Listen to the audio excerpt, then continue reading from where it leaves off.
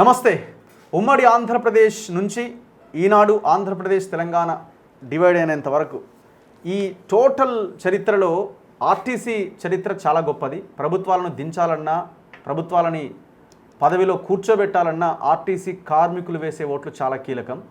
So ఎప్పుడు కూడా elections టైంలో ఆర్టీసీకి ఏం చేశారు, ప్రభుత్వాలు ఏం చేస్తున్నాయి, ప్రతిపక్షాలు ఏం క్వశ్చన్ చేస్తున్నాయి అన్న దాని మీద సో వాళ్ళ యొక్క ఫ్యూచర్ కూడా ఆధారపడి ఉంటుంది. వాళ్ళ ఓట్లు అంత కీలకం. సో అట్లాంటి ఆర్టీసీ గత 10-11 సంవత్సరాలుగా చాలా దారుణంగా దెబ్బతిన్నది. కార్మికుల జీవితాలు చాలా ఇబ్బందుల్లో ఉండే. మరి కాంగ్రెస్ అధికారంలోకి వచ్చిన తర్వాత ఏమైనా మార్పు వచ్చిందా? ఇప్పుడు వాళ్ళు ఆర్టీసీలో మహాలక్ష్మి పేరుతో ఫ్రీ బస్ సౌకర్యాన్ని కూడా కల్పిస్తున్నారు. దీనివల్ల నష్టం జరుగుతున్నదా, లాభం జరుగుతున్నదా? ఎలక్ట్రిక్ వాహనాల పేరుతో కొంతమంది బడా కాంట్రాక్టర్లకి పోయిన గవర్నమెంట్ ఎలక్ట్రిక్ వెహికల్స్ని కట్టబెట్టింది. సో దానివల్ల జరుగుతున్న నష్టం ఏంటి? ఇప్పుడున్న గవర్నమెంట్ ఎందుకు కొనసాగిస్తున్నది అట్లాంటి వాటిని? అండ్ మహిళా సంఘాలకి బస్సులను అద్దెకిచ్చి వాళ్ళని నడుపుకునే విధంగా మేము సహాయపడుతున్నామని మొన్న రేవంత్ రెడ్డి మాట్లాడుతున్నారు. దీనివల్ల జరుగుతున్న లాభం ఎంత? ఇంకొకటి, చాలామంది ఆర్టీసీ కార్మికులు ముఖ్యంగా పని ఒత్తిడి కారణంగా, అధికారుల వేధింపుల కారణంగా ఉద్యోగాలు కోల్పోతున్నారు. ఇది అంతకంటే చాలా భయంకరమైన విషయం అన్నింటికంటే. సో ఆ ఉద్యోగుల పరిస్థితి ఏంటి? మనం కూడా ఈ మధ్యకాలంలో చాలామంది హైదరాబాద్కి ఈ సస్పెండెడ్ కార్మికులు ఎవరైతే వస్తే వాళ్ళతో మనం మాట్లాడుతున్నాం. వాళ్ళ సమస్య చాలా జెన్యూన్గా కనిపిస్తూ ఉన్నది. ఆర్టీసీలో అవినీతి కూడా అదే స్థాయిలో ఉన్నది. ఆఫీసర్లు అసలు పని చేయట్లేదన్న వాదన వినిపిస్తున్నది. గతంలో ఉండే, మరి ఇప్పుడు కూడా అట్లనే ఉన్నదా? ఇవన్నింటికి, ఈ సమస్యలన్నింటికి పరిష్కారం దొరకాలంటే యూనియన్లు ఉండాలి. కేసీఆర్ ఏం చేసిండు? యూనియన్లు మొత్తాన్ని ఆ ఎలక్షన్స్ లేకుండా యూనియన్లు మొత్తం రద్దు చేసిండు. కాంగ్రెస్ మేనిఫెస్టోలో కానీ అధికారంలోకి వచ్చినప్పుడు కానీ స్పష్టంగా చెప్పింది, మేము ఆ యూనియన్లని మళ్ళీ రీస్టోర్ చేస్తాం, మళ్ళీ యూనియన్లు తీసుకొస్తామన్నది. మరి ఇంతవరకు ఎందుకు ఆ యూనియన్ల గురించి మాట్లాడతలేడు ముఖ్యమంత్రి కానీ, ఇప్పుడున్న మంత్రి పొన్నం ప్రభాకర్ కానీ, ఆర్టీసీ ఎండి సజ్జనార్ కానీ? మాట్లాడదన్న ముందు ఐఎన్టీయూసీ నేత, ఆర్టీసీ కార్మికుల పక్షాన గత కొంతకాలంగా, దశాబ్దాల కాలంగా పోరాటం చేస్తున్న రాజిరెడ్డి గారు ఉన్నారు. ఆయనతో మనం డిస్కస్ చేద్దాం. నమస్తే అన్న. నమస్తే.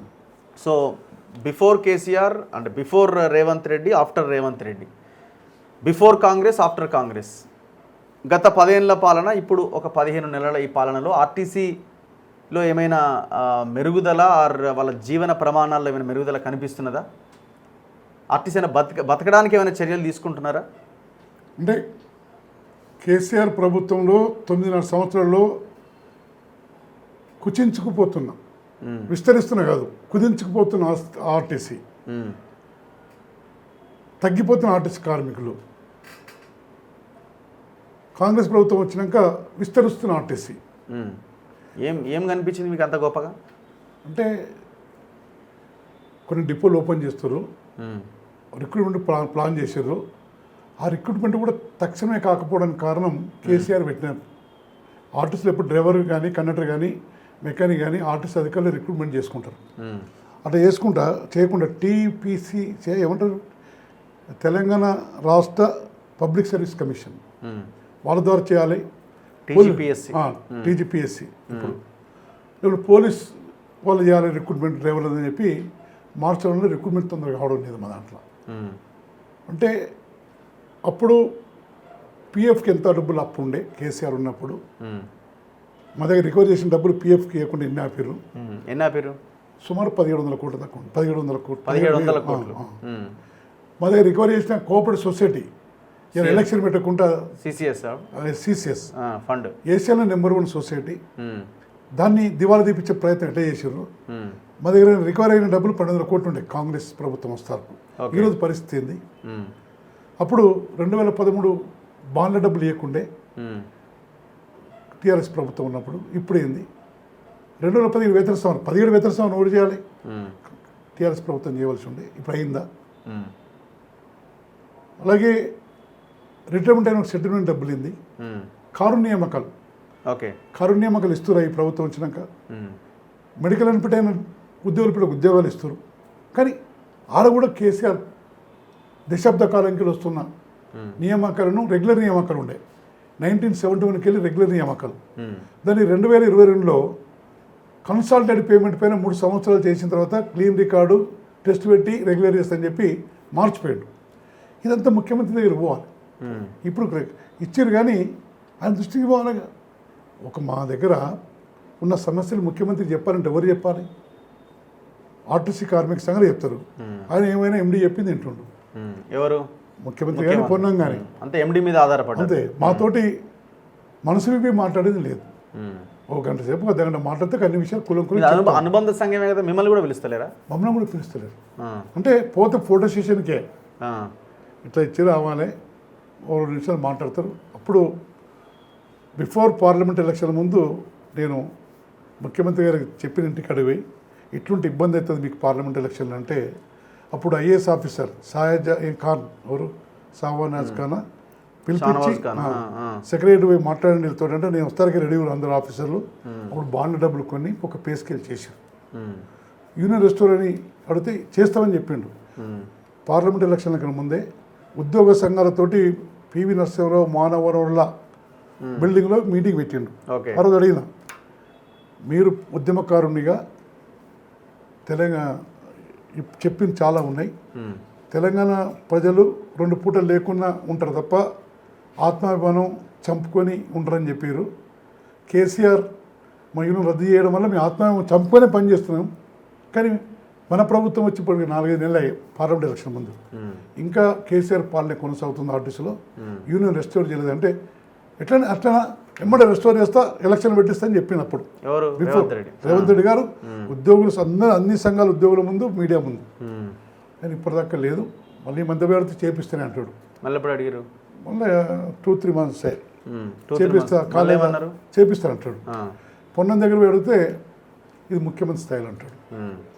కాబట్టి నేను 38 ఏళ్ళు ఒక ఆర్గనైజేషన్లో పనిచేసి అప్పుడున్న ఆ పార్టీ ఏఐటీసీ అనుబంధ సంఘంగా ఉన్నాం కాబట్టి హైకోర్టుకు పోయి ఆదేశాలు తెచ్చిన అప్పుడు కేసీఆర్ ప్రభుత్వానికి మిత్రపక్షంగా ఉన్న సిపిఐ పార్టీ పట్టించుకోలేదని కోపం మీదనే నేను ఫస్ట్ కాంగ్రెస్ పార్టీలో చేరి ఉద్యోగం పోతామే అని చెప్పి కేసీఆర్ని ఊడగొట్టాలి, చుట్టం పక్కమైన కూడా ఎమ్మెల్యే చుట్టం ఉన్న కూడా ఊడగొట్టాలి, కేసీఆర్ ముఖ్యమంత్రి అయితేనే దృఢమైన సంకల్పంతో చాలా డిపోలు తిరిగి జీవన్ రెడ్డిని ఊడగొట్టాలని చెప్పి ఆరుమూరు పోయినాం.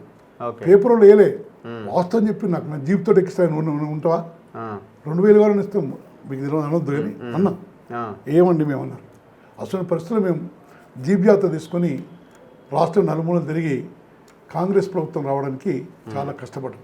కాంగ్రెస్ కార్యకర్త ఏం కష్టపడ్డాడో ఏమో నాకు తెలియదు కానీ ఆర్టీసీ కార్మికులు కేసీఆర్ కోపం మీద ఆర్టీసీ కార్మికులు వారి కుటుంబ సభ్యులు శ్రేయోభిలాసులు బంధుమిత్రులు బస్సులు ఎక్కిన ప్రయాణికుల్ని కూడా కేసీఆర్కి ఎగనెస్ట్గా మోల్డ్ చేసి కాంగ్రెస్ ఓటు వేసే విధంగా సమస్త ఆర్టీసీ కార్మికులు పనిచేశారు. ఆ తర్వాత ఏమనుకున్నారు, మా ప్రభుత్వం అని చెప్పుకున్నాం వచ్చిన కొత్తలో. ఇప్పటికీ మా ప్రభుత్వమే, కానీ ప్రభుత్వం చేస్తుంది కొన్ని చేయలేదాన్ని. ఇప్పుడు యూనియన్లు రీస్టోర్ చేయడాన్ని ఎందుకు మరి వీళ్ళు సరే ఏదో అయ్యింది అయిపోయింది మళ్ళీ ఎందుకు మళ్ళీ కొత్త గొడవని పెట్టుకోవాలని ఏమన్నా రేవంత్ రెడ్డి అనుకుంటున్నాడా? అది మాత్రం మనసు మాట్లాడతాయి కదా. ఇప్పుడు వీళ్ళు నాకున్న సమాచారం ఏంటంటే యూనియన్లు లేకుంటేనే ఇప్పుడు సమ్మె అని అదని ఇదని నోటీసులు అవన్నీ ఇస్తున్నారు. యూనియన్లు ఉంటే ఇంకా అది ఇంకా బలమైన పోరాటం అయిద్దని అనుకుంటున్నాడే. యూనియన్లు చట్ట ప్రకారం రద్దు చేసే హక్కు ఊరికి లేదు, భారత రాజ్యాంగం కల్పించిన హక్కు.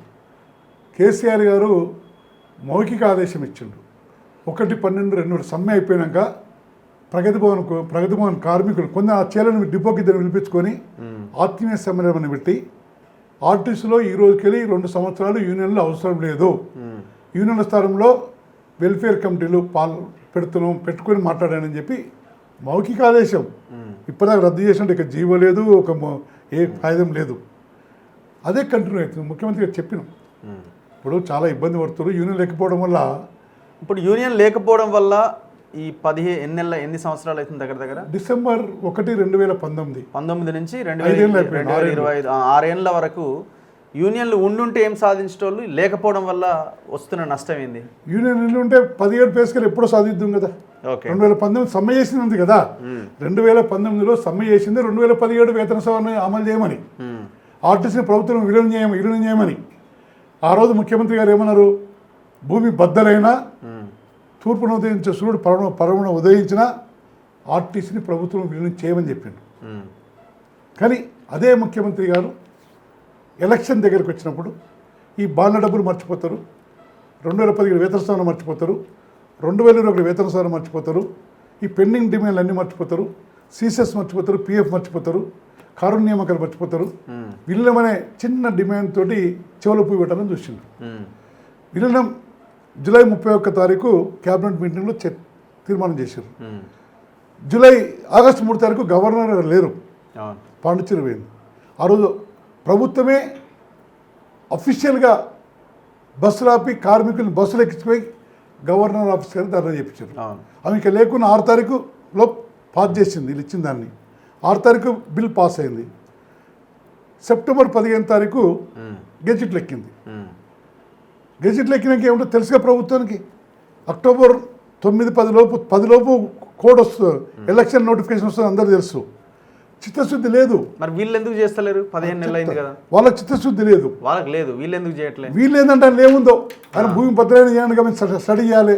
మాకు మీ ఆర్టిస్టే కాదు కదా, చిన్న చిన్న సమస్యలు ఉన్నాయి, పబ్లిక్ ఇచ్చిన సమస్యలు 6 డిమాండ్లు అయిపోయినాక మీరు చూస్తుంటాడు ముఖ్యమంత్రి. అయిపోయినాయి, 1 by 1 అయిపోయినట్టున్నాయి. మాకు చూడాలనే మేము డిమాండ్ చేస్తున్నాం. ఇప్పుడు ఇవన్నీ అనుకుని నేను అంటున్నాయి, ఈ యూనియన్ విలీనం అనే సబ్జెక్టు పక్కా పెట్టినా అసలు ఈ రెస్టోర్ ఎందుకు చేస్తున్నారు యూనియన్ని? యూనియన్ రెస్టోర్ చేస్తారు, మౌఖిక ఆదేశం కదా. యూనియన్లు లేకపోయినా మేము సమస్యల్ని పరిష్కరిస్తున్నాం కదా, యూనియన్లు అవసరం లేదనుకుంటున్నాడేమో. ఏం సమస్య మీరన్న పిఎఫ్ అనో, పిఆర్సీ అనో, ఇంకా కొన్ని అంశాల మీద ఆ సిసిఎస్ ఫండ్ విషయంలో ఏమి మెరుగుదల కనిపిస్తలేదా? ఒక 10% కూడా పనిచేయట్లేదా? అంటే మెరుగుదల అయింది, వాస్తవం చెప్పాలి. కార్మికుల్ని మభ్యపెట్టి తప్పుడు సమాచారం ఇవ్వద్దు. 2013 బాండ్ల డబ్బులు ఇచ్చారు 280 crores. 2013 అంటే ఎన్ని చూడండి. తర్వాత 2017 వేతన సవరణ చేశారు. 16% ఐఆర్ ఇస్తే 21% ఫిట్మెంట్ ఇచ్చి నేను నాట్ సాటిస్ఫై. 25 ఇవ్వాల్సి ఉండే, ఆంధ్రలోకి 25 ఇచ్చారు ఆర్టిస్టులు, ఇక్కడ 25 ఇవ్వాల్సి ఉండే, ఇక్కడ గవర్నమెంట్ 30 ఇచ్చారు, 30 ఇవ్వాలని ఎవరికైనా ఆశ ఉంటుంది. 21 అడ్జస్ట్ అయిపోయినాం. హెచ్ఆర్ తగ్గింది, హెచ్ఆర్ మనం కేంద్ర ప్రభుత్వం తగ్గించింది 30%, 24, 14.5 12, 13, ఇట్లా 12%, 11 తగ్గించి కేంద్ర ప్రభుత్వం, రాష్ట్ర ప్రభుత్వం తగ్గించింది. మాకు అనుకుంటే తగ్గింది. ఎవరికైనా జీతాలు 5-6 వేలు పెరిగిన తక్కువ లేకుండా. పిఎఫ్ క్లియర్ అవుతుందా? పిఎఫ్ 1700 కోట్లు నా ప్రభుత్వం ఉన్నప్పుడు, అంటే ఎవ్రీ మంత్ 40-45 కోట్లు రికవర్ అవుతాయి మన దగ్గర. ఓకే, పిఎఫ్కి ఎక్కువడంలో అంత ఉండే జమైంది. కానీ ఇప్పుడు ఎందుకవుతుందంటే మహాలక్ష్మి తర్వాత చెప్తాం. మహాలక్ష్మి అంటే ఇంకా అయిపో ఈ ఎవ్రీ మంత్. ఇప్పుడు ఎవరైనా ఆర్టిస్ట్ కన్నా ఆలోచించాలని తప్పు చెప్తే జేఏసీ నాయకులు అడగండి. 1700 కోట్లు అప్పు ఎవ్రీ మంత్ 40-45 కోట్లు వచ్చినాయి, ఎవ్రీ మంత్ ఇచ్చేస్తారు. ఇచ్చేస్తే ఆ 1700 కోట్లు అట్నే ఉండాలి కదా. ఆ 1700 తగ్గిందంటే అర్థమైంది. ఎవ్రీ మంత్ రికవరీ డబ్బులు ఇచ్చుకుంటూ పాత కూడా కొన్ని ఇచ్చుకుంటూ పోతున్నారు. కాబట్టి ఈపీఎఫ్ డిమాండ్ నోటీస్ వచ్చిన వాళ్ళకు ఒక్కొక్కరికి 3-4 లక్షలు మేనేజ్మెంట్ కడుతుంది. మా పైసలే, కానీ పిఎఫ్ లేకుండే కదా, లేక అప్పుడు కట్టలేదు. ఇప్పుడు ఒక్కొక్కరికి 4 లక్షలు 5 లక్షలు డిమాండ్ నోటీసులు వస్తుంది ఈపీఎఫ్ ఇయర్ పెన్షన్కు కడుతురు. అంటే కొంచెం అన్నీ ఒకేసారి కాదుగా. ఇప్పుడు రిటైర్మెంట్ అయిన బెనిఫిట్స్ ఇస్తున్నారా? పిఎఫ్ చాలా పెండింగ్ ఉన్నట్టునే కదా. పిఎఫ్ గ్రాట్యుటీ ఇస్తుర్రు. Only leave encashment April 1st 2022కి రావాలి, 22కి వెళ్ళి. ఇక్కడ ఏమవుతుందంటే నేను ఒక బాధితుని, నేను రిటైర్మెంట్ అయ్యి ఉన్నా. ఇక డిమాండ్ నోటీస్ వచ్చింది నాకు 586, 5,80,000 కట్టాలి. రిటైర్మెంట్ ఓరిస్తారు అప్పు. దేనికి 5,86,000? అంటే ఐఆర్ పెన్షన్. సుప్రీంకోర్టు ఇచ్చిన తీర్పు ప్రకారం ఐఆర్ పెన్షన్ నాకు 39,24 రూపాయలు పెన్షన్ వస్తుంది. 39,000 కాదు, 33,924. ఐఆర్ పెన్షన్ కడితే అక్కడ కూడా Part 1, Part 2 చేసి కేంద్ర ప్రభుత్వం మోసం చేస్తుంది. కానీ ఏదేమైనా 12,000 దాకా వస్తుంది. ఈ 5,80,000 కట్టాలి. రిటైర్మెంట్ అయిన 6 లక్షలు దొరుకుతాయా? అప్పిస్తారా? నా డబ్బులు 2020 ఇచ్చే వాళ్ళకి ఇస్తలేదు ప్రభుత్వం. అంటే ఈ కాంగ్రెస్ ప్రభుత్వం ఇవ్వాల్సి లేకుండొచ్చు, గత ప్రభుత్వం ఇవ్వాలి. కానీ ఇప్పుడు బాధితులు ఎవరైతుర్రు? నేను అది కట్టలేదు 6 లక్షలు, రేపు 25 తారీఖు నేను కట్టలేదు అనుకో, నా లైఫ్ మొత్తం పెన్షన్ పోతుంది. నేను చెప్పినా, ఎండి గారు చెప్పినాం, మంత్రి గారు చెప్పినాం, ముఖ్యమంత్రి లెటర్ రాసినాం, రేపులండి పోయి అర్జెంట్ ఇప్పారని చెప్తాం. 6 లక్షలు కడితే నా లైఫ్, నాకు నా భార్య ఉన్న రోజులు పెన్షన్ ఎక్కువ వచ్చి నా కొడుకు మీద ఆధారపడకుండా ఉండగలుగుతాం. కానీ రిటైర్ అయిన 6 లక్షలు అప్పు దొరికేది కష్టం ఉంది. మా డబ్బులు మాకు ఇవ్వమంటున్నాం, మా డబ్బులు మాకు ఇవ్వని. ఇప్పుడు మీరు అంటున్నారు యూనియన్ రీస్టోర్ చేయాలి, జేఏసీ కూడా అదే చెప్తున్నది, చేయాలనే చెప్తున్నది. వాళ్ళు జేఏసీ వాళ్ళు కూడా సమ్మెలోకి వెళ్తున్నారు కదా, మీరేమో ఎంతో కొంత మేలు జరిగింది కేసీఆర్ కంటే ఇప్పుడు అని అంటున్నారు. మరి జేఏసీ వాళ్ళు రకరకాల హామీలతో సమ్మె నోటీసులు సమ్మెలోకి వెళ్తామని కూడా గవర్నమెంట్కి చెప్తున్నట్టున్నారు కదా, డిమాండ్స్ పెడుతున్నారు కదా. అంటే సీసెస్ కూడా మీకు ఒకటి చెప్పాలి, 1200 crores ఉండే, దానికి 20-25 crores ఎవ్రీ మంత్ మా జీతాలకి రికవర్ అయిన పైసలు ఇవ్వకుండానే ఆ ప్రభుత్వం 1200 కోట్లు అయింది. ఈ ప్రభుత్వం వచ్చినాక ఎవ్రీ మంత్ ఇవ్వకుండా 12/14-15 కావాలిగా, కాలే 12 తగ్గిందంటే ఈ ప్రభుత్వం వచ్చాక ఎవ్రీ మంత్ ఇచ్చుకుంటూ పాత కూడా కొన్ని ఇచ్చుకుంటూ వస్తుందని అర్థం. కార్మికులు ఆలోచించండి. కారుణ్యమకాల కాదు గతంలో చనిపోయిన ఉద్యోగాలు, మెడికల్ అన్ఫిట్ ఉద్యోగాలు రాలే. ఈ ప్రభుత్వం వచ్చాక మొత్తం స్టేట్ వైడ్ ఇచ్చేసింది, కానీ చిన్న కొర్రీ ఉంది అలా. రెగ్యులర్ ప్రాతిపదికన ఇవ్వాలి. 1971 కల్లా రెగ్యులర్ ఉద్యోగాలు ఇస్తారు. దాన్ని కేసీఆర్ తూట్లు కొడిచిండు. కన్సల్టెంట్ పేమెంట్ అని 22లో సర్కులర్ ఇచ్చిపోయిండు. ఇట్లా కొన్ని ఇబ్బందులు ఆయన చేసిపోయి నేను సరి చేయలేకపోతున్నారు. ఏదైనా ఇప్పుడు ఉన్న యూనియన్ సమ్మె నోటీస్ ఇచ్చిన యూనియన్లు ఎన్ని వాస్తవానికి ఆలోచించండి. ఇప్పుడు ఆ ప్రభుత్వం ఉన్నప్పుడు నియంత రాక్షసుడు అప్రజాస్వామిక పనులు ఉన్నప్పుడు నేను రోడ్డు మీద కొట్లాడుతున్న నాకు ఆరంగల్ చౌరస్తలో టెండర్లు వేసారు, కూర్చునే స్థలం లేదు. ఆరుగా తీసుకొచ్చి ఇక్కడ 12 నెంబర్ పెన్షన్ హౌస్ కూడా వేసారు, పోరాడుతూ డ్యూటీ చేసిన. అప్పుడు రాని ఈ థామస్ రెడ్డి, అశ్వథం థామస్ రెడ్డి రాలేదు అప్పుడు జేఎస్లో ఉంటే. ఇప్పుడు ఒక్కొక్క సమస్య పరిష్కారం అవుతుంది కదా, కొన్ని సమస్యలు పరిష్కారం అయినాయి కదా. ప్రభుత్వం పరిష్కరించమంటలేదు కదా.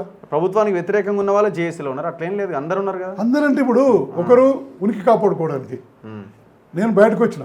ఇప్పుడు సిపిఐ సంఘాలు వాళ్ళు గవర్నమెంట్కి అనుకూలంగానే ఉన్నారు. సిపిఐ మిత్రపక్షం, అదే అండి మిత్రపక్షం కూడా జేఏసీలో లేరా, వాళ్ళు ఉన్నారు కదా. జేఏసీలో ఉండడానికి కారణం ఏది, నేను బయటకు వచ్చిన కాబట్టి ఉనికి కాపాడుకోవాలి. నేను ఒకటే అడుగుతున్నాను, మీకు పేరు తీసారు కాబట్టి సాంబశ్రీరావు గారు నేను ఉన్నప్పుడు హైకోర్టుకి ఆదేశాలు తెచ్చిన. అప్పుడు టీఆర్ఎస్కే మిత్రపక్షంగా ఉన్నారు. మునుగోడు ఎలక్షన్ తర్వాత జస్ట్ ఈ సీట్లు లాస్ట్ డే 1 day బిఫోర్ దాకా అక్కడే ఉన్నారు. హైకోర్టు ఆదేశాలను అమలు చేయమని ఏ రోజు అడగలే, ఏఐటీసీ కానీ సిపిఐ పార్టీ కానీ ప్రభుత్వం కేసీఆర్ తోటి. నేను విభేదించి రేపు కాంగ్రెస్ వస్తే డైరెక్ట్ పోవచ్చు అన్న చెప్తే అట్లా న్యాయం చేస్తే కార్మికులకు దశాబ్ద కాలంకి వెళ్ళి ఇబ్బంది పడుతుందని చెప్పి నేను బయటకు వచ్చిన. ఇప్పుడు నేను దాన్ని కంటెంప్ట్ వేయలేను. Rajireddy general secretary, TSRTC employees ఉన్నాయి. ఇలా ఎంప్లాయీస్ ఆఫీస్ కూడా నా పేరే ఉంది, రాజిరెడ్డి టీఎస్ఆర్టీసీ ఎంప్లాయీస్ ఆఫీస్ అనేది 10 కోట్ల ప్రాపర్టీ. నేను కాదు కదా, జనరల్ సెక్రటరీ ఉంటే వాళ్ళు. అయితే సాంబశివరావు గారు ఆ రోజుకి వెళ్ళి ఏ రోజన్నా ఓన్లీ ఆర్టీసీ కమ్యూనిస్ట్ పార్టీలకు ఏది ఇంపార్టెంట్ అండి, పొలిటికల్ రాజకీయం కాదు, ట్రేడ్ యూనియన్లు, కార్మిక సంఘాలు, కార్మికులు ఇంపార్టెంట్ అంటారు. నాకు విధబోధ చేశారు మా కార్మిక సంఘాలు లేకుండా 6 సంవత్సరాలు అయితే లెఫ్ట్ పార్టీగా సిపిఐ పార్టీ ఏం చేసింది, హైకోర్టు ఎలక్షన్ పెట్టినట్టు ఎందుకు అడగలేదు. అప్పుడు ఆ మిత్రపక్షం, ఇప్పుడు ఈ మిత్రపక్షంలో ఒక ఎమ్మెల్యే వచ్చింది, కలిసి పనిచేస్తారు. ఏ రోజన్నా లెటర్ రాసినావా ముఖ్యమంత్రికి, ప్రభుత్వం లెటర్ రాసినావా, ఆర్టీసీ కార్మిక వర్గాన్ని తీసుకుపోయి ఈ యూనియన్ కావాలి ఆర్టీసీలో అని చెప్పి అడిగినవా, వీళ్ళకి 2 పే స్కేల్ కావాలని చెప్పి అడిగినవా, అడగలే. ఎట్లా Thomas Reddy BRS, Thomas Reddy BRS, Ashwathama Reddy ఎట్లా ఆయన 2 జేఏసీలు ఉన్నాయి, వర్కర్ కూడా తెలియదు. నేను దిగి డిపోలు అడుగుతున్నా. టీఎంయూ 2 ఉన్నాయా, టీఎంఈలో 2, అశ్వథామ రెడ్డి థామస్ రెడ్డి, ఎన్ఎంఈలో 2, కమ్మారెడ్డి నరేందర్ 1, మౌలానా 1. ఓకే, ఈ మౌలానా అంటే సిద్దిపేట ఉంటాడు. మీరే అనుకుంటున్నారు యూనియన్, అదే ఇప్పుడు గవర్నమెంట్కి ఏముంది అలసు, వాళ్ళకి యూనియన్లు రీస్టోర్ చేయాలంటే తనుకోరు మీరని అనుకుంటారు. 2 జేఏసీలు, అశ్వథామ రెడ్డి, కమ్మాల్ రెడ్డి ఎన్ఎంయూ, బిఎంఎస్ భారతీయ మజ్దూర్ సంఘ్, ఓకే వాళ్ళొకటి. తర్వాత హరికిషన్ అని ఉంటాడు, పొన్నం హరికిషన్, 4 యూనియన్లు ఒకటి. ఇక్కడ నేను వచ్చినాక మిగిలిన ఎంప్లాయీస్ యూనియన్ అశ్వథామ లేని టీఎంఈ ఉన్న థామస్ రెడ్డి, మౌలానా, ఎన్ఎంఈ మౌలానా ఒక వర్గం, ఆ బీకే సురేష్ కొందరే ఉంటారు, బిఎస్ కార్మిక్ టీఎన్టీసీ యాదవ్ తెలుసుగా ఆయన ఒక్కడే ఉంటాడు. కాబట్టి 30% వర్కర్లు ఇప్పుడు సమ్మె నోటీస్ ఇచ్చిందని ఉంటారు. ఇప్పుడు రేపు మీ ప్లేస్లో థామస్ రెడ్డి వచ్చినా, అశ్వత్థామ రెడ్డి వచ్చినా వాళ్ళు మిమ్మల్ని కూడా అంటారు, ఏమంటారు, ఆయన కాంగ్రెస్ కమ్ముడు పోయిండా, ఆయన ఐఎన్టీసీలో జాయిన్ అయ్యిండు, ఆయన కాంగ్రెస్ అనుబంధ సంఘంలో చేరిండు, ఆయన రేవంత్ రెడ్డికి అనుకూలంగా మాట్లాడుతున్నాడు అంటారు. నేను ఇప్పటికి కూడా చెప్తున్నా, కాంగ్రెస్ పార్టీ యూనియన్లు రెస్టోర్ చేసి విలీన సమస్య తెచ్చిన తెల్ల నాకు ఈ పదే అవసరం లేదు. నేను 30 సంవత్సరాలు ట్రేడ్ యూనియన్లో పనిచేసిన, ఎన్నిసార్లు జైలుకి పోయినా, ఎన్నిసార్లు రిమూవ్ అయినా నా దగ్గర చరిత్ర ఉంది. ఆర్టిస్టులు ఇప్పుడు ఉన్న లీడర్లు అందరూ చరిత్ర పీకే తీయండి, నాదంతా ఎర్రింకే. నాకు పెన్షన్ కూడా తగ్గింది నా జూనియర్స్ కన్నా, నాకు సెటిల్మెంట్ అప్పుడు తక్కువ వచ్చింది జూనియర్స్ కన్నా, నాకు 6,000 7,000 తక్కువ వచ్చాయి నా జూనియర్స్ కన్నా జీతం, అంత లాస్ అయి చేసిన. నాకు తప్పని ఎందుకు పోయినా, ఇట్లా పోయి సిపిఐ పార్టీని అడగాలి, ఏఐటీసీని అడగాలి, వాళ్ళ ద్వారా పోవాలి. ఇటు వస్తే డైరెక్టర్ రేవంత్ రెడ్డి వచ్చి నేను రేవంత్ రెడ్డి అడుగుతున్నా, కానీ ఎందుకైతే లేదో రేపు 25th నాడు మా మీటింగ్ ఉంది, ఇరికల్ అసెంబ్లీ పోతున్నాం. ఐఎన్టీసీది రవీంద్ర భారతిలో పెట్టాలనుకుంటున్నాం. వాళ్ళ పర్మిషన్ కావాలి. అధ్యక్షుడు ఎవరు? మాది సంజయ్ రెడ్డి గారు, జాతీయ అధ్యక్షులు ఐఎన్టీసీ సంజయ్ రెడ్డి గారు. ఇక్కడ కూడా ఆయనే రాష్ట్రానికి, ఎందుకంటే ఇప్పుడిప్పుడే కదా ఆయనే ఉండు. కాబట్టి 25వ తారీఖు నాడు మేము ప్రభుత్వ పెద్దలు ముఖ్యమంత్రి కూడా రమ్మని ఆహ్వానిస్తున్నాం. పొన్నం ప్రభాకర్ ఆహ్వానిస్తే పీసీసీని ఆహ్వానిస్తున్నాం. ప్రభుత్వం ఆ రోజు ప్రకటించాలి యూనియన్ రెస్టోర్ చేస్తారు చేయరా. వీళ్ళను నీకు డౌట్ ఉంది, కమిటీ అయ్యి వాడు కమిటీ వేయకుండా పోయిండు. విధి విధానం కమిటీ అయ్యాలిగా. నేను విజయవాడ పోయి చూసిన, వీళ్ళని వల్ల చాలా నష్టాలు, ఇంకా కోలుకునే వాళ్ళు. కాబట్టి ఇక్కడ కోలుకోవాలంటే నష్టపోతుంటే యూనియన్ రెస్టోర్ చేయాలి, విలీన కమిటీలో మాకు కూడా వేయాలి, విలీన కమిటీ రిపోర్ట్ ఇప్పాలి 3 నెలలు లేట్ అయినా కూడా. ఇప్పుడు విలీనం చేయాలంటారా వద్దంటారా? కావాలంటాం, విలీనం కావాలి, కానీ నష్టం ఫ్యూచర్ భావితరాలకు నష్టం లేకుండా. విజయవాడ ఇప్పటికి అప్పీల్ థారిటీ లేదు, చెప్పిన 400 మంది అని, అక్కడ అప్పీల్ థారిటీ లేదు. స్టాండింగ్ ఎలిమెంట్స్ ఉండదు అక్కడ, డే అవుట్ బత్ ఉండదు, డీడీ అమౌంట్ ఉండదు అక్కడ. ఎందుకంటే రాష్ట్ర ప్రభుత్వాలకు ఏమి ఉన్నాయి కదా, కానీ తార్నాకలో మాకు 5 లక్షలు 10 లక్షలు 50 లక్షలు పెడతారు. ఓకే, కానీ గవర్నమెంట్ వేరు ఉంటుంది. ఇవన్నీ కూడా విలీన కమిటీలు మేము ఉంటే తర్వాత యూనియన్ ఉండయా తర్వాత సంగతి. విలీనమైనంత వరకు యూనియన్ ఉండాలి, భావితరాలకు మంచి ఉంటారు చూడాలని మా కోరిక. ఈ మహాలక్ష్మి స్కీమ్ ఫ్రీ టికెట్ అన్నది నష్టం చేస్తుందా ఆర్టీసీకి, లాభం చేస్తుందా? మహాలక్ష్మి వల్ల ఆర్టీసీ లాభపడ్డదా? ఆర్టీసీ అంటే ఇబ్బందులు ఉన్నాయి, ఇబ్బందులు తొలగించాలి. కార్మికులకి ఇబ్బందులు ఉన్నాయి, ఇబ్బందులు ఇంటర్నల్ సమస్య. సంస్థకు లాభం, ప్రజలకు లాభం. ఓకే, సంస్థకి ఎట్లా లాభం అయితే? ఫ్రీ టికెట్ కదా అది, గవర్నమెంట్కి డబ్బులు ఇదవుతున్నాయి కదా. అంటే మీరు ఫ్రీ టికెట్ తీసుకొని చూడండి, జీరో ఫస్ట్ ఆదిలాబాద్కి ఇక్కడికి వచ్చాను 550 రూపాయలు పైన ఉంటుంది, 550 రూపాయలు కింద జీరో వస్తుంది. ఈ 550 అకౌంట్ రోజు ఆర్టీసీ లెక్కలు ఉంటాయి. రోజు జీరో టికెట్ ఎన్ని ఇష్యూ అయినాయి, నెలకి ఎంత అయింది, గవర్నమెంట్ ఇస్తుంది. మేము గవర్నమెంట్ సబ్మిట్ చేస్తాం నెల నెల కాగానే ఈ నెల 330 కోట్లు అనుకో, 330 ఎక్కువ 300 280 250 ఇస్తారు. కాబట్టి 74% ఐఆర్ ఉంటేనే వార్ ఓకే, లాభ నష్టం లేదన్నారు. ఇక 90% 95-100% ఓఆర్ వస్తుంది. కాబట్టి లాభం ఉంది సంస్థ. ఓకే, అంటే నిజంగా ప్రభుత్వం చిత్తశుద్ధితో ఎవ్రీ మంత్ ఇస్తే బాగుంటుంది. ఇస్తారు. ఇప్పుడు మాకు వచ్చేది 9 కోట్లు 10 కోట్లు యావరేజ్. నేను ప్రతి డిపో పోయిన అడుగుతున్నా, నీ కలెక్షన్ ఎంత అంటే 5,000 ఇస్తారు, 4,000 అంటుండ్రు. నీ కిలోమీటర్ ఎంత అంటే చెప్తుండ్రు. డీజిల్కి వస్తున్నాయి సరిపోను. మేము రోజు తిప్పే పైసలు డీజిల్కి వస్తున్నాయి. మన మెయింటెనెన్స్కు జీతాలకి ఎన్ని రావాలంటే మహాలక్ష్మి పైసల వల్లనే వెళ్తున్నాయి. ఓకే, మహాలక్ష్మి లేకుండా ఇంకా ఆర్టీసీకి క్షీణించు. కాబట్టి ఇలా విస్తరించడానికి మహాలక్ష్మి అక్కడ వచ్చింది. కాబట్టి అందరు కార్మికులు కూడా మహాలక్ష్మిని స్వాగతించాలి. అన్న ఉన్న ఇబ్బందులను టీం విషయంలో నేను చెప్పిన ముఖ్యమంత్రి గారు. నా దగ్గరికి చాలా మంది ఈ సస్పెండెడ్ కార్మికులు మన దగ్గరికి వచ్చారు.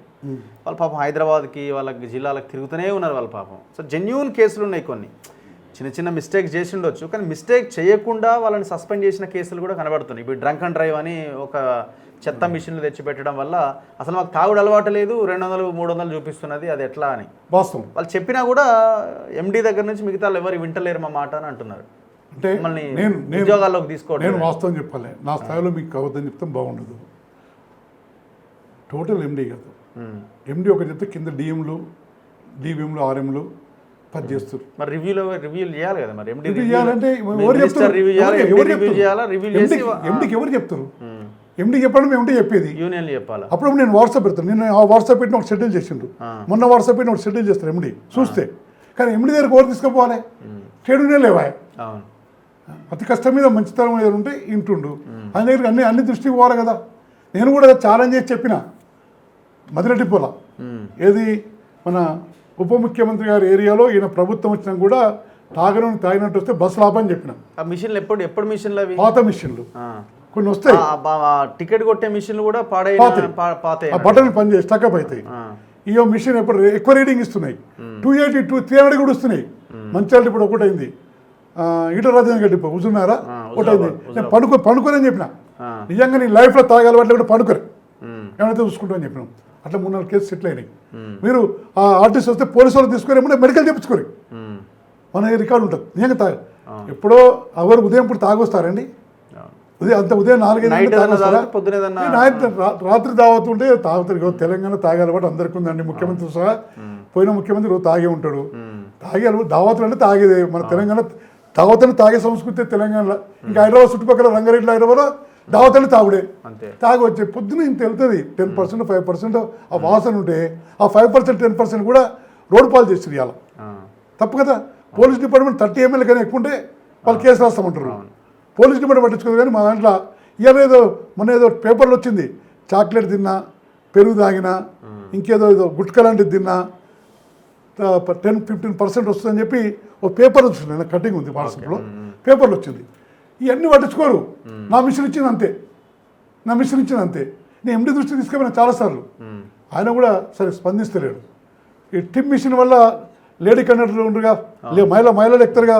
ఒకసారి నేను ఎక్కి చూసిన, ఈ బటను మహిళకి ఇస్తే ఒక బటన్ నొక్కాలి, 0 టికెట్ వస్తుంది.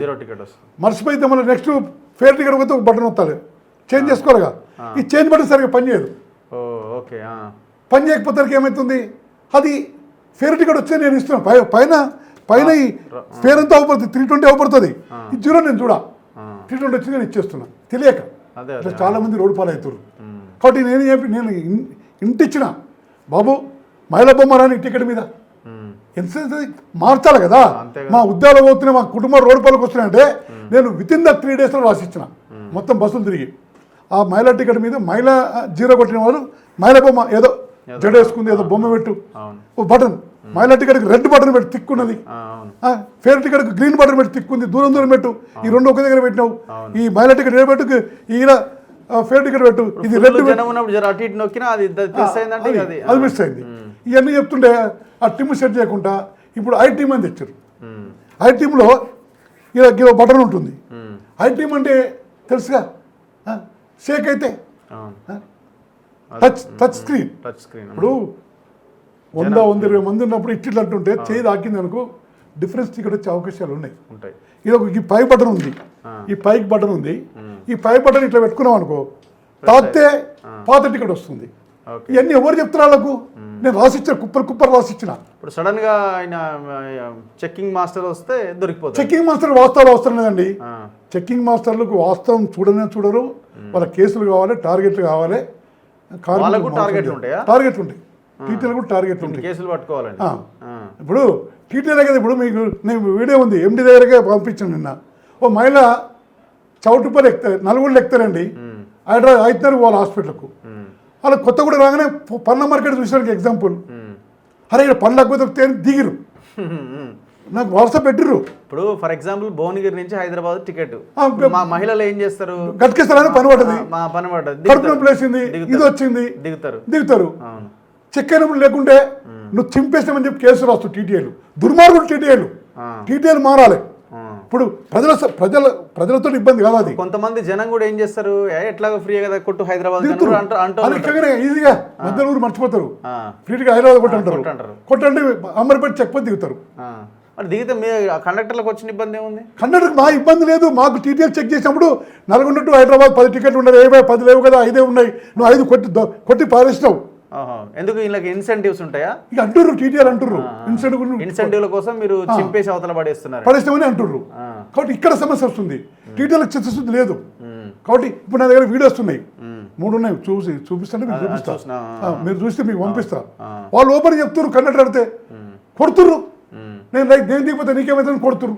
వీళ్ళకి వాళ్ళు దిగిపోతే టీటీఆర్ చెక్ చేసి అనుకో, నా ఉద్యోగం మొత్తం లేకుంటే వాడు. ఇప్పుడు వాళ్ళు దిగడం తప్పు కాదు, తప్పేం లేదు. ఇప్పుడు కండక్టర్ అడగడం ఎందుకంటే ఆయన ఉద్యోగం పోతుంది కానీ ఆయన అడుగుతున్నాడు ఎందుకు దిగుతున్నావు అమ్మా అని. ఆమె ఏదో ఒక రీజన్ దిగలేకుండా ఆమె ఏం చేస్తుంది, ఆమె కట్టుకున్నప్పుడు అర్జెంట్ ఫోన్, సచిరన్ ఫోన్ వస్తుంది, దిగొద్దంటావా? డబ్బులు పెట్టడం దిగిపోతాం.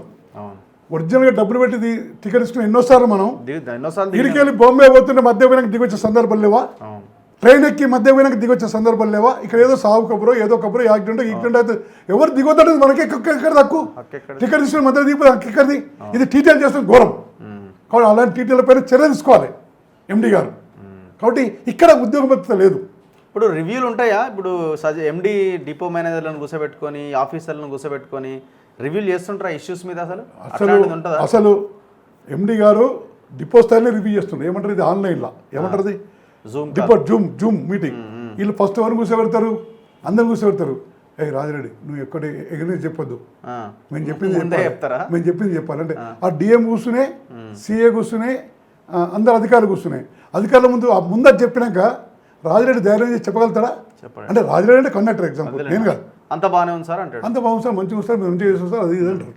అట్లా ఆయన దృష్టికి వాస్తవాలు పోతలేదు. కొన్ని పోయినాయి, నేను తీసుకుపోయినా. హైదరాబాద్ 2 డిపో షిరిడి వస్తుంటే లగేజ్ పోయింది సండే. ఎంజీబీఎస్కి వచ్చినాక అక్కడ డిఎం, ఏటీఎం అంటే డిఎం ర్యాంకే, సి అంటే అసిస్టెంట్ మేనేజర్. సండే పూట 50,000 ఇప్పించారు 2 డ్రైవర్లతోటి. సండే రోజే సస్పెండ్ చేశారు. అరే ప్రీమియం ఎంక్వైరీ పెట్టాలి, మండే దాకా ఆగాలి. ఎండి దగ్గర పోయినా, ఏం సార్ ఇదంటే 2 డేస్లో లిఫ్ట్ ఇప్పించి 70 పోయి ఇచ్చారు. ఇట్లా 5 కేసులు ఉన్నాయి. అంటే అన్ని నా దగ్గరకు వస్తాయా? అన్ని ఎండి దృష్టి నేను తీసుకుపోతానా? కాబట్టి ఎంత కింది లెవెల్లో జరుగుతుంది. కాబట్టి ఈ కొన్ని కేసులు మీరు చెప్పి రిజిస్టర్లు ఇవన్నీ తీసేసారా? మీరు విఆర్ఎస్ తీసుకునే అవకాశం ఉంది, వెళ్ళిపోండి, ఇట్లా ఈ రిజిస్టర్లు పెట్టి సంతకాలు పెట్టండి. ఇప్పుడు విఆర్ఎస్ అనే సమస్య లేదు. గత ప్రభుత్వంలో విఆర్ఎస్ సమస్య తీసుకొచ్చింది. వాళ్ళకు కూడా అమౌంట్ ఇవ్వలే. కాంగ్రెస్ ప్రభుత్వం వచ్చి 3 నెలల కింద ఇచ్చింది. 3 నెలల సంది ఉద్యోగంకి ఎలగొట్టి వాళ్ళ సెటిల్మెంట్ డబ్బులు ఇవ్వకుండా 3 నెలలకే తిప్పారు. మన కాంగ్రెస్ ప్రభుత్వం వచ్చాక ఇచ్చింది. కాబట్టి కొన్ని సమస్యలు పరిష్కారం అవుతున్నాయి. నేను ఒకటి అడుగుతున్నా, మీరు ఎంత అడిగిన సమాధానానికి సమ్మె నోటీస్ ఇచ్చారు కొన్ని యూనియన్లు. ఏమని రాస్తారు? విశాల ఐక్యతతో మీరు 2019 మొత్తం కలిసి సమ్మె చేస్తేనే ముఖ్యమంత్రి డెడ్ లైన్ పెట్టిండు. Dead line 1, dead line 2, dead line 3. ఎవరు పోకుంటే మీ ఉద్యోగాలు మూరే వద్దని పోతురు, డిస్మిస్, సెల్ఫ్ డిస్మిస్ అంటూ. అయినా ఎవరు భయపడిపోలే ఆ రోజు. అందరు కలిస్తేనే. ఇలా కొన్ని సంఘాలు చేస్తే సమస్య పరిష్కారం అవుతుందా? విశాల ఐక్యత లేదా వాళ్ళకు? విశాల ఐక్యత కావాలి. ఉమ్మడి ఎజెండా పైన పోవాలి ఎప్పుడైనా. మరి మీరు మీ సంఘం అందులో యాడ్ కాదు కదా? మరి మీరు ఐఎన్టీయూసీ వాళ్ళతో యాడ్ అయ్యి పనిచేస్తే అంటే వాళ్ళకు ఎక్కడ మేము యాడ్ అయితే ఇంకొన్ని యాడ్ అయితే వాళ్ళ పదవులు పోతాయో. వాళ్ళకు వ్యక్తిగత స్వార్థానికి ఉనికికి వాళ్ళు సమ్మె నోటీస్ ఇచ్చారు. నేను ఇంకొన్ని టైం చూస్తామంటున్నాను. సంవత్సరం అవుతుంది కదా, కొన్ని ఇచ్చారు కదా. ఒకే పేస్కి 1 సంవత్సరం 10 గడి ఇచ్చారు. 21 వితిన్ ద 2 మంత్స్లో సాధ్యమవుతుందా? జూన్లో అమలైంది 10 గడి పే స్కేలు, జూలైకి వెళ్ళి ఇంకో పే స్కేల్ అంటారు. అరే 10 ఏళ్ళు ఇవ్వకుండా ఆగినాము, నెల కింద ఇచ్చిన మనం జూలైకి వెళ్ళి 2వ పే స్కేల్ ఇవ్వండి. ఇవ్వద్దని అంటే కావాలి, కార్మికులు న్యాయంగా రావాల్సిందే. కానీ సాధ్యమా? వితిన్ ద 1 ఇయర్ లోపల 2 పే స్కేల్ సాధ్యమా? పెండింగ్ ఎప్పటి నుంచి ఉంది? మేము కొన్ని ప్రభుత్వం కొత్తగా వచ్చింది, వాళ్ళు ఒక్కొక్కటి ఇస్తుర్రు. ప్రభుత్వం కాదనక పోరాటం సిద్ధంగా ఉంటాం. మేము పోరాటం కాదు, వచ్చిందే ఆ యూనియన్కి వెళ్ళి యూనియన్లు వచ్చింది సమస్య పరిష్కారానికి. సమస్యల పరిష్కారం కాకుండా నేను తృణప్రాయంగా ఈ పదవిని వదిలిపెడతా. నేను ఏదో బోటేరట ఇప్పటిదాకా ఎమ్మెల్సీ అడిగినా ఓ అడుగుమని చెప్పారు. నేను ఇప్పటిదాకా కలవలే. నేను వచ్చింది నాకు 10 దశాబ్ద కాలంలో కేసీఆర్ పనులు దగాపడ్డ ఆర్టిస్ట్ కాలంలో న్యాయం చేయాలని వచ్చిన. సో ఇప్పుడు ఈ అద్దె బస్సులని మహిళా సంఘాలకు ఏదో స్కీమ్ చేసిరు కదా, 600 బస్సులు సంథింగ్. అది ఆర్టీసీకి ఏమైనా నష్టమా? అద్దె బస్సులు అంటే ఆల్రెడీ ప్రైవేట్ వాళ్ళకి ఇచ్చిన బస్సులు అదొకటి ఉన్నట్టుంది. వాళ్ళు దానికి సంబంధం లేదు. 99% న్యాయం ఇది ఆర్టీసీకి. అద్దె బస్ అంటే మంచిదే. అంటే చిన్న డిఫరెన్స్ ఉంది, 4% చెప్తా. అద్దె బస్ అంటే డ్రైవర్ మనోడు, మెకానిక్ మనోడు, శ్రామిక్ మనోడు మొత్తం ఆయనే. బస్సు ఆయన పేరు అంతా ఆయనే. ఎంతో కొంత డబ్బులు ఆయనకి ఇస్తాం, ఆయన టెండర్ ఇస్తాం, కిలోమీటర్ కింద ఇస్తాం, ఆయన ఏం చూసుకుని అవసరం. ఇప్పుడు మండల్ మహాలక్ష్మి మహిళా సమాఖ్య, మండల మహిళా సమాఖ్య ద్వారా బస్సులు పెడుతున్నారు. ఒక బస్సు కొంటే మనకు ఎస్బీఐ హెచ్పి తీసుకుంటారు, ఆథరైజేషన్ ఏమంటారు ఫైనాన్స్ది, అటు ఎస్బీఐ బ్యాంక్ వస్తుంది. ఇందులో ఏముంటుంది? చౌటుపల్లి మండల సమాఖ్య, ఒలిగొండ మండల సమాఖ్య, భువనగిరి మండల సమాఖ్య ఉంటుంది. గవర్నమెంట్ డబ్బులు ఇచ్చి బస్సు కొంటదా? గవర్నమెంట్ మాకు ఇవ్వకుండా గవర్నమెంట్ ఎవరితో వాళ్ళకి ఇప్పిస్తుందో మనకు తెలియదు. గవర్నమెంట్ షూటీ మహిళా సంఘాలకి ఇప్పిస్తుంది. ఆ మహిళ మాకు బస్సు మొత్తం డబ్బులు ఇస్తుంది. మహిళా సమాఖ్య, చౌటుపల్లి మహిళా సమాఖ్య బస్సు మొత్తం 38 లక్షలు మాకు ఇస్తుంది. కాబట్టి ఎస్బీఐ కట్టే ఇన్స్టాల్మెంట్ మేము మహిళా సమాఖ్య కడుతున్నాం. ఆ 77 చిల్లర వేలు అన్నారుగా వాళ్ళకి కడుతున్నాం. రెంట్కి ఇస్తున్నారు మీకు, రెంట్కి ఇస్తున్నారు. రెంట్ కాదు, రెంట్ లెక్క లేదు హెచ్పి. ఇప్పుడు వాళ్ళు బ్యాంక్ లోన్ ఇచ్చినట్టు ఇస్తున్నారు మాకు, కానీ 15% ఇంట్రెస్ట్కు. డైరెక్ట్ మేము బ్యాంక్ పోతే 11%. డైరెక్ట్ మేము బ్యాంక్ పోతే 11%. మహిళా సంఘాలకు ఏమి ఇవ్వాలి ఆర్టీసీ? అది ఈ ఇన్స్టాల్మెంట్ బ్యాంక్ ఇచ్చి ఇన్స్టాల్మెంట్ ఇలా ఇస్తున్నాం. మేము 11% ఇస్తే కొంచెం తక్కువ అవుతుంది. మాకు 11%కి ఇస్తారు బ్యాంకులో, 10%కి ఇస్తారు ప్రైవేట్ వాళ్ళు. కానీ ఇక్కడ మహిళా సమాఖ్యకి 15% ఇవ్వాలంటే 4 వాళ్ళకి మొత్తం ఆ మహిళా సంఘం 4% ఇంట్రెస్ట్ మీద 4% లాభం. ఓకే. అది కూడా మేము ప్రభుత్వం అడుగుతున్నాం ఐఎన్టీసీ యూనియన్గా. ఇంత చేసి ఎందుకు తప్పు మూట కట్టుకోవాలి? ఆ 4% సబ్సిడీ ఇచ్చేమేళ నువ్వు ఇంట్రెస్ట్లో 4% ఓకే. రాష్ట్ర ప్రభుత్వం మహిళా సమ్మెకి సబ్సిడీ ఇచ్చేసి మాకు బ్యాంక్ ఇంట్రెస్ట్కి ఇస్తే మీరు మొత్తం పేరు వస్తుంది కదా. ఇప్పుడు 600 బస్సులు ఇస్తుంది, ఒక బస్సుకు 38, 36 లక్షలు, 40 లక్షలు అవుతుంది. 240 crores కావాలి. 240 crores ప్రభుత్వం మాకు ఇవ్వదు, కానీ మహిళా సమ్మెకి వెళ్తారో మాకు ఇప్పిస్తుంది ఏదో విధంగా. కాబట్టి మాకు ప్రజలు కొత్త బస్సులు వస్తాయి, మా గ్యారేజ్ ఉంటుంది, మా డ్రైవర్ ఉంటాడు, మా కండక్టర్ ఉంటాడు, మా మెకానిక్ ఉంటాడు, మా నెంబర్ ఉంటుంది, మా నిర్వహణ ఉంటుంది, మెయింటెనెన్స్ మాదే ఉంటుంది, జెడ్ఎక్సర్ మీద ఉంటుంది, ఓన్లీ హెచ్పి వాళ్ళ పేరు ఉంటుంది. వాళ్ళు బ్యాంక్ వాళ్ళు ఇచ్చినట్టు మహిళా సభకి ఇచ్చినట్టు ఉంటుంది. కాబట్టి ఎలక్ట్రిక్ బస్సులు నడుస్తూనే ఉన్నాయి, ఇంకా మెగా ఎలక్ట్రా నడుస్తూనే ఉన్నాయి. 40 2019లో తీసుకురు. అప్పుడు 2 కోట్లు ఉండే బస్సు, ₹1 సబ్సిడీ ఇచ్చారు. ఇప్పుడు కూడా ఈ రింగ్ రోడ్డుని అమ్ముకొని పోయినట్టే 7,800 కోట్లకు భావితరాలు బతకాలి. ఇప్పుడు ఇల్లు కట్టినట్టే కిరాయి రద్దు చేయడానికి అవకాశం లేదా? లీగల్గా ఉంటాయి కదా. ఓకే. ఇప్పుడు రింగ్ రోడ్ మీకు తెలుసు, ముఖ్యమంత్రి ఎన్నోసార్లు చెప్పింది బ్యాంకు అడిగిన అది రద్దు చేయొచ్చుగా, కానీ అక్కడ లీగల్ ఉంటుంది అగ్రిమెంట్, కాబట్టి చేయలేకపోతుండొచ్చు. తర్వాత వైన్స్ కూడా 3 నెలల ముందు పెట్టిపోయారు. ఇది కూడా టెండరు 550 బస్సు సిటీలో, 500 బస్సు జిల్లాలో. ఎలక్ట్రిక్ బస్సులకు అగ్రిమెంట్ చేసిందే.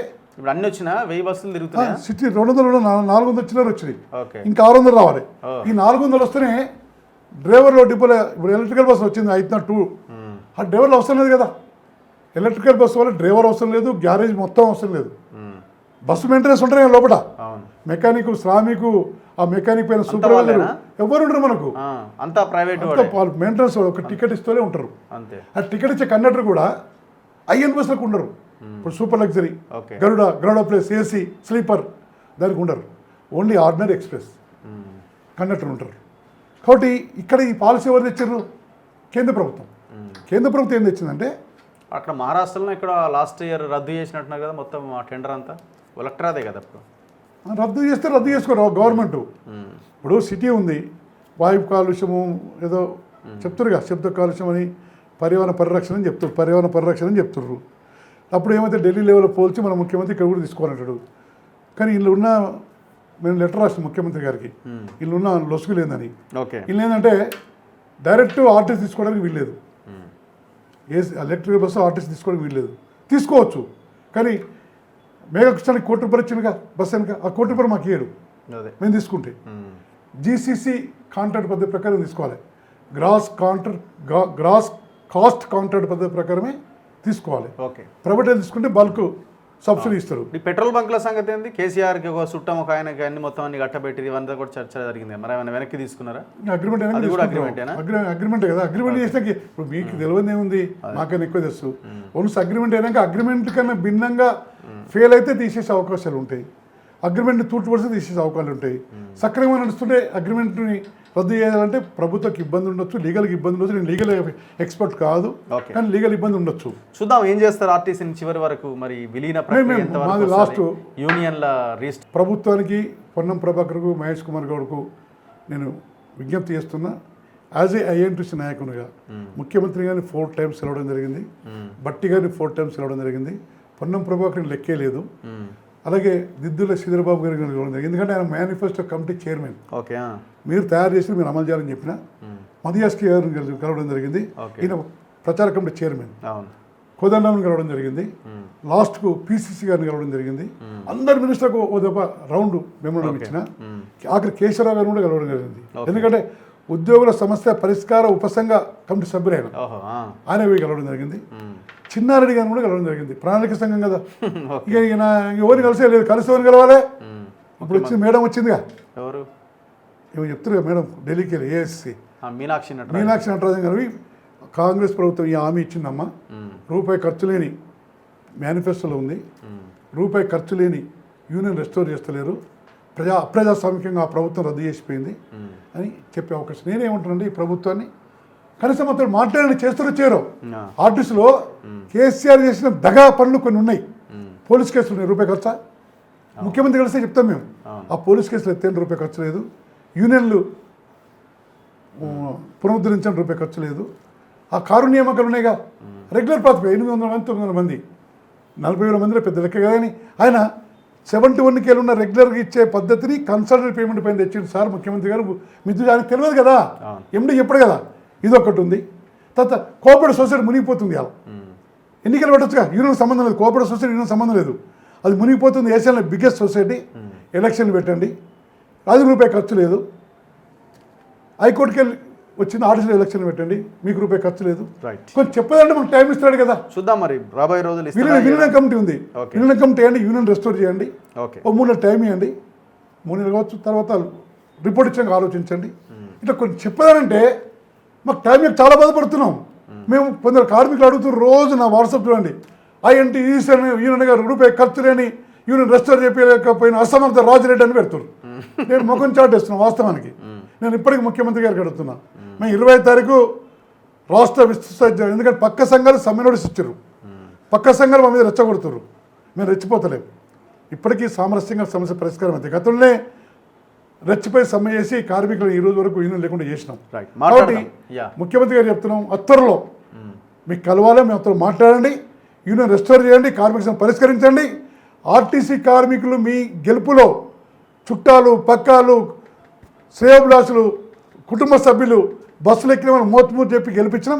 రేపు గ్రామ పంచాయతీ ఎలక్షన్లో దొందే అనే ప్రచారం చేస్తున్నారు. కింద దొందే కాదు, రేవంత్ రెడ్డి గారు కేసీఆర్ నాశనం చేసి ఇన్ని ఇచ్చిన సమస్యలు నేను చెప్పినప్పుడు ఈ యొక్క యూనియన్ చేసి విలీన కమిటీ వేసి న్యాయం చేయాలని చెప్పి మీ ద్వారా ప్రభుత్వాన్ని మరొకసారి వేడుకుంటూ ఆ వైపు తక్షణ చర్యలు తీసుకొని కోరుతున్నాను. Thank you very much Rajireddy గారు. చూద్దాం గవర్నమెంట్ ఎట్లా రెస్పాండ్ అవుతుందన్నది. ఆర్టీసీని బతికించాలి, ఆర్టీసీ కార్మికుల పక్షాన నిలబడాల్సిన బాధ్యత కూడా తెలంగాణ ప్రజలందరి బాధ్యతగా మనం తీసుకోవాల్సిన అవసరం ఉన్నది. చూద్దాం ముఖ్యమంత్రి రాబోయే రోజుల్లో ఆర్టీసీ మీద తీసుకోబోయే చర్యలేంటి, సంస్కరణలు ఏ విధంగా ఉండబోతున్నాయి అన్నది.